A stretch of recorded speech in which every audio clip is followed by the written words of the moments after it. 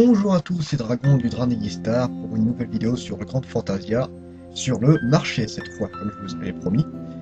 Donc on va parler un peu de tout ce qui fonctionne pour le marché, qui vous fait le marché et les méthodes de vente. Alors tout d'abord, le marché dans GF marche de trois façons. Les PNJ, les habitants, les sprites, les hôtels, etc. Les joueurs et l'hôtel des ventes. Avec les PNJ, le prix est toujours le même. Ce sont les GM qui fixent le prix. De ce côté-là, il n'y a pas de problème, on donne l'argent et c'est réglé. Pour les joueurs, cela est différent, il y a des avantages et des inconvénients. Les avantages, on peut y faire de bonnes affaires, négocier les prix et faire du troc, et donc éviter de perdre de l'argent, trouver des objets et items moins chers que chez les PNJ et l'hôtel des ventes. Les inconvénients, cette méthode n'est pas très efficace, sauf si vos prix sont très intéressants. Il faut envoyer régulièrement des annonces, on n'est pas à l'abri d'une arnaque vu qu'il y a plusieurs moyens d'avoir des gens. Le système d'échange est sécurisé grâce au verrouillage de la transaction, mais certains arrivent à vous avoir.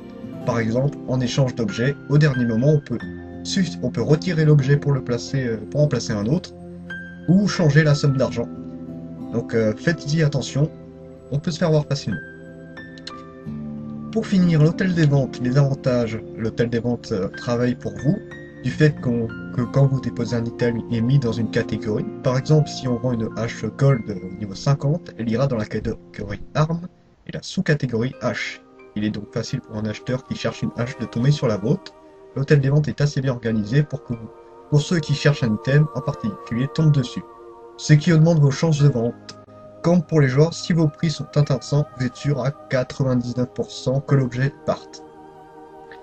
Pour les inconvénients, la taxe. Pour les petits objets, pas trop gênant, mais pour les gros items, cela vous coûte très cher.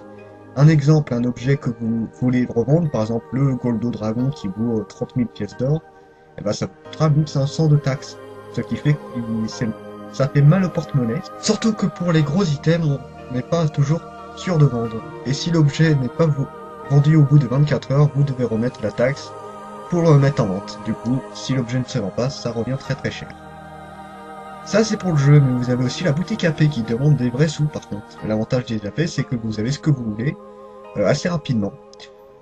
Donc le problème, c'est qu'on est obligé d'utiliser les vrais sous, les vrais euros de la réalité, donc ça fait mal au portefeuille.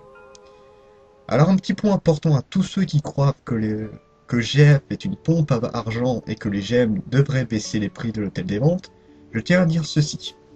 Tout d'abord, ce jeu n'est pas une pompe à fric, le jeu est gratuit, on ne vous force pas à acheter en boutique AP, à savoir que tous les items ou presque sont achetables dans le jeu, et que si on connaît les bonnes méthodes, il est très simple de se faire de l'argent.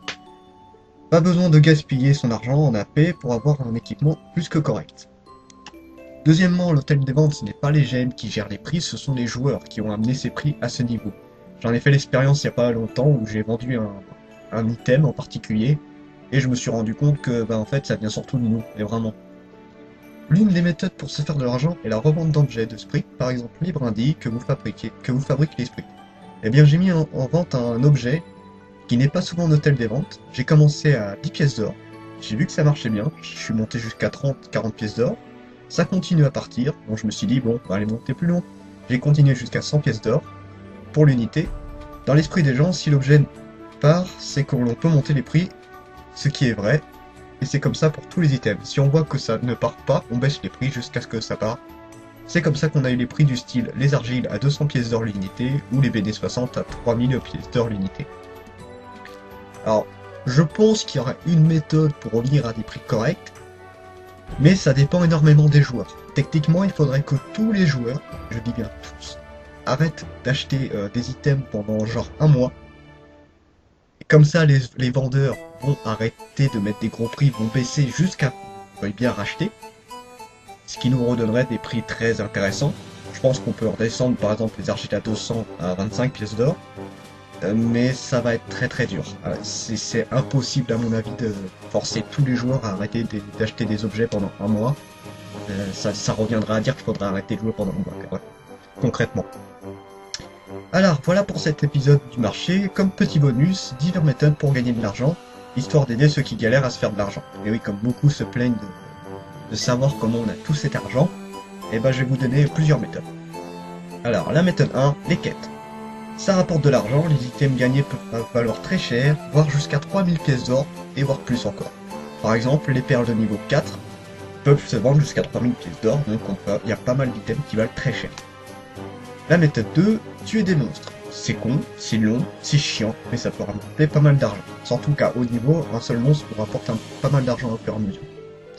La méthode 3, moi je l'aime pas, mais ça rapporte énormément, le PL. En clair, vous prenez un bas niveau, vous allez dans une zone avec des gros monstres, vous les tuez, ça va lui rapporter beaucoup d'expérience, et il va vous payer pour monter en niveau. C'est simple, mais c'est très chiant. Alors la méthode 4, le rush. Le rush, ça signifie faire un donjon rapidement.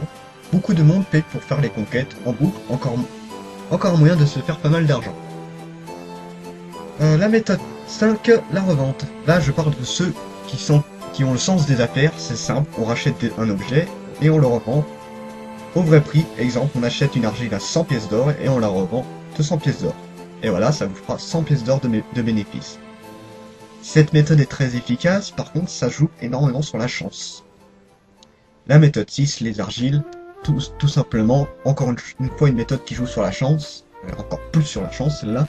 En clair, vous priez pour avoir un objet très rare. Ça peut rapporter énormément, mais comme quoi il y a quand même des gros chanceux là-dessus, parce qu'on voit souvent des mecs qui sortent avec des objets ultra rares. La méthode 7, la revente des objets de sprite. Oui, c'est que pour les armes, genre les gold par exemple, eh bien il faut des objets de sprite qui sont très durs à avoir, qui sont chers. Et ben votre rôle ce sera de les fabriquer, de les mettre en vente, et tout le monde va se jeter dessus pour faire leurs armes. Ça peut rapporter très gros. La méthode 8, la revente d'armes. Un peu le même système, on fabrique les armes et on les revend. Cette méthode marche étonnamment bien car certains richards qui ont la flemme de se faire leurs armes, eux-mêmes, préfèrent les acheter toutes faites au plus grand bonheur des vendeurs. Ça aussi, ça rapporte énormément. En grande partie les golds, si vous cherchez les armes à faire. La méthode 9, la vente de pouvoir. Quand je parle de vente de pouvoir, je parle des pouvoirs pour les hôtels, des sprites, car beaucoup de joueurs volent des objets qu'ils donnent. Malheureusement, il faut énormément de pouvoirs, et c'est là que vous intervenez. Les pouvoirs, ça vaut très cher. Donc par exemple, les pouvoirs du givre, qui sont les plus recherchés, je crois. Surtout parce qu'il y a des talents pour magiciens très rares. Ça peut aller jusqu'à 900 pièces d'or pour 250 pouvoirs. C'est long à récolter, mais ça peut rapporter énormément. La méthode 10, vente d'objets de quête. Donc pour les quêtes répétées, souvent il faut des objets à récupérer sur les monstres. Là l'exemple le plus parlant que j'ai, c'est une quête niveau 42, si je me rappelle bien, hein, la Terre des Soupirs, où il faut récupérer des cornes de yak, si je me rappelle bien.